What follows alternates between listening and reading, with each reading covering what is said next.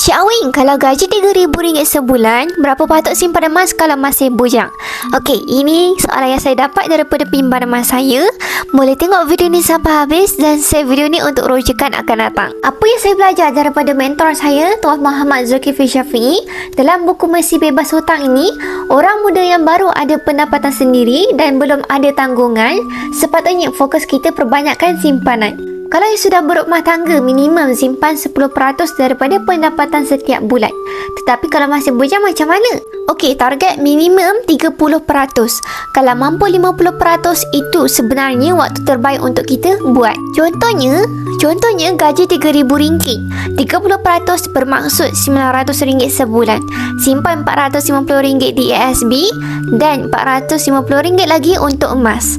Terus asingkan awal-awal, bukan tunggu ada baki baru nak simpan. Sebab realitinya, kalau gaji RM2,000 pun rasa tak cukup, naik RM5,000 pun belum tentu ada duit lebih. Siswa Zam Baharu sekurang-kurangnya perlu ada sekitar RM30,000 sebagai asas untuk 2 atau 3 tahun pertama bekerja. Kos bertunang, berkahwin, beli kereta, masuk rumah, sambut anak pertama, langsaikan PTPTN, itu semua belum termasuk deposit rumah. Sebab tu waktu muda ni bukan masa untuk berlengah. Bukan tunggu kaya baru nak menyimpan, tapi menyimpanlah yang buat kita stabil dan tenang. Kita juga anak muda yang ada kudrat yang banyak boleh buat 2-3 kerja untuk cari pendapatan lebih. Saya juga sangat sarankan baca buku Kembaran Emas Anak Muda.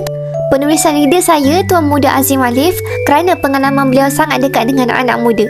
Macam mana beliau membina kekayaan dengan 1 gram emas yang pertama. Semoga bermanfaat. Nak mulakan simpanan emas bersama dengan Public Gold? Boleh rujuk pin video saya untuk daftar akaun emas secara percuma dan saya akan bantu tumpuan sebaiknya. Follow rapat-rapat untuk ilmu emas dan kewangan.